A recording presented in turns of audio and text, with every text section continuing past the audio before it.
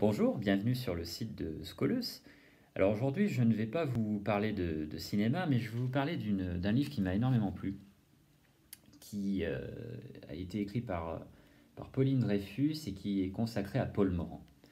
Alors, Paul Morand, on l'a un peu oublié, on ne le lit plus beaucoup. On va lire de Paul Morand L'allure de Chanel, qui est un livre qu'il a consacré à Coco Chanel, qu'il a très bien connu. Et on va lire Venise au pluriel, qui est une sorte de bilan de sa vie, bilan de ses voyages, bilan de son approche esthétique de la littérature et de la vie. Euh, le livre de Pauline Dreyfus est absolument extraordinaire. C'est un livre passionnant. On voit le talent de la romancière qu'est Pauline Dreyfus et son, son talent de romancière, évidemment, lui sert dans cette biographie, qui est parfois un peu trop complète. C'est le seul reproche qu'on pourrait lui faire, c'est-à-dire que c'est jamais ennuyeux, mais parfois on se dirait, ah, si elle avait enlevé, allez, une centaine de pages, c'est-à-dire au lieu de faire 500 pages, faire un peu moins de 400 pages, en évitant les répétitions, en évitant de parler de nouvelles et de romans de Paul Morand qui ne sont pas vraiment intéressants, ou d'anecdotes de sa vie qui ne sont pas vraiment essentielles, on aurait eu peut-être un livre encore plus parfait, un peu plus dynamique. Bon, mais voilà, malgré ce petit reproche, euh, c'est un livre extraordinaire, une très grande biographie, très émouvante, parce que le talent de Pauline Dreyfus, c'est à la fois de nous présenter l'homme donc intime, à travers la lecture de son journal inutile ou de ses journaux privés qui ont été publiés bien après sa mort, la correspondance avec Jacques Chardon aussi, qui a été publiée après sa mort, et en même temps l'homme dans son temps, hein, c'est-à-dire qu'à la fois on est dans la biographie, mais on est dans le récit historique, parce que Paul Morand, qui est né en 1888 et qui est mort en 1976, c'est une vie, mais c'est un monde, c'est un pan entier de la France. Et la France voilà, qui passe du statut à la fin du 19e siècle, la belle époque de très grande puissance mondiale, puissance coloniale devant les États-Unis d'Amérique, à puissance moyenne finalement, euh, puisque voilà, Paul Morand est mort dans les années 70.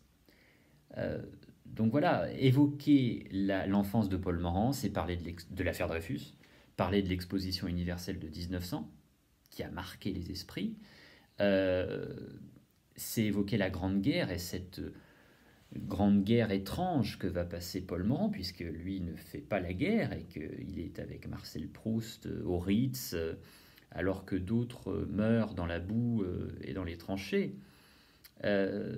C'est évoquer aussi le Londres des années 1910 ou 1900, quand Paul Morand fait ses études à Oxford, dans une société encore complètement aristocratique, hein, une société de caste.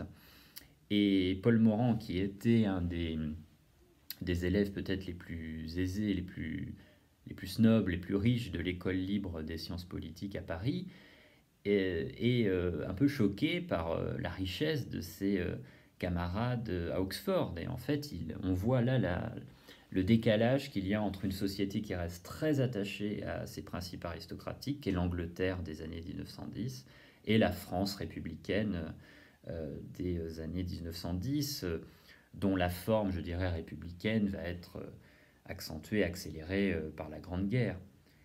Cette biographie de Pauline Dreyfus, c'est aussi une occasion de revenir sur le Paris des années folles.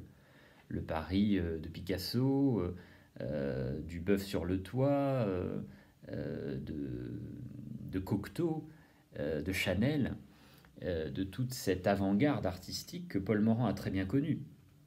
Et c'est le paradoxe de Paul Morand. À la fois, Paul Morand était quelqu'un de droite, de conservateur, voire même de réactionnaire. Et en même temps, il était très sensible à l'avant-garde artistique, à Stravinsky, à Cocteau, et puis à la fête des années folles, c'est-à-dire le caractère complètement libertin, complètement licencieux de ces soirées mondaines. Il y a ce paradoxe-là, et Pauline Dreyfus arrive très bien à le dessiner.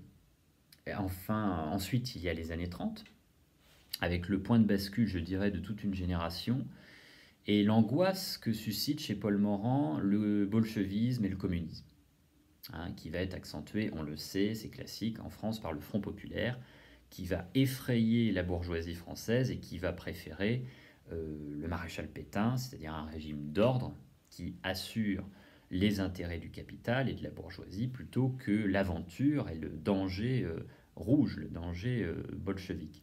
C'est la raison pour laquelle Paul Morand va devenir pétainiste, va être ambassadeur de Vichy à Bucarest, en Roumanie, pendant la guerre, et va être très proche et admiratif de Pierre Laval. Ce qui va lui valoir après-guerre une sorte d'excommunication, puisqu'il va être obligé d'être en exil en Suisse pendant de nombreuses années. Et très prudent, il va attendre les années 50 et une loi d'amnistie pour revenir en littérature et en mondanité, je dirais, à Paris dans les années 50. Alors, avant-guerre, les œuvres de Paul Morand qui sont marquantes, on a L'Europe galante ou Tendre stock, ou Vers la nuit, c'est des recueils de nouvelles qui modifient, qui révolutionnent la littérature française 10 ans avant Céline. Et c'est cela qui est intéressant littérairement chez Paul Morand, c'est qu'il est la passerelle étrange entre Proust, qu'il a très bien connu, et Céline. Or, entre Proust et Céline, qui sont peut-être les deux grands géants de la littérature du XXe siècle, avec Aragon peut-être, il y a évidemment sur le plan de la philosophie, sur le plan stylistique, un écart abyssal. Mais c'est tout le paradoxe de Paul Morand. Et donc, pendant la guerre, on a L'homme pressé, qui est une sorte d'autoportrait de Morand, qui est quelqu'un qui aime les voyages, qui aime les voitures, qui aime la vitesse, qui aime les voitures de course, de luxe, qui aime l'aventure. Et après-guerre, il va ressusciter en littérature avec une nouvelle génération qu'on a appelée les hussards, notamment Roger Nimier, Antoine Blondin, Jacques Laurent, et il va ressusciter avec des titres, des romans ou des livres comme Hécate et ses chiens, ou le récit assez extraordinaire qu'il a consacré à Nicolas Fouquet, qui s'appelle Fouquet ou le soleil offusqué, qui va rester dans sa bibliographie.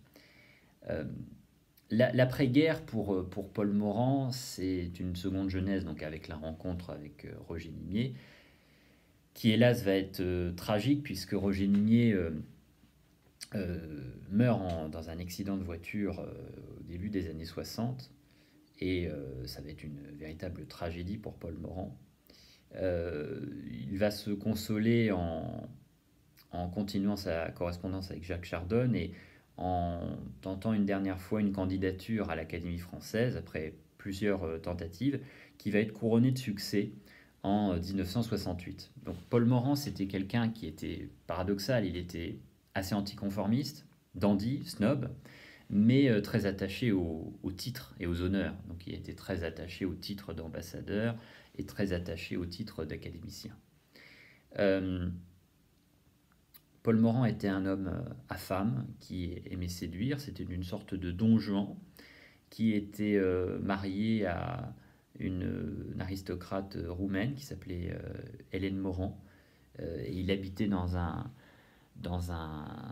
espèce de palais à Paris, avenue Charles Floquet. La dernière partie de sa vie va être assez triste puisque tous ses grands amis vont disparaître, puisqu'il vit très vieux. Donc Jean Cocteau disparaît, Saint-Jean Perse disparaît, Roger Nimier disparaît, on le sait, Chardon disparaît.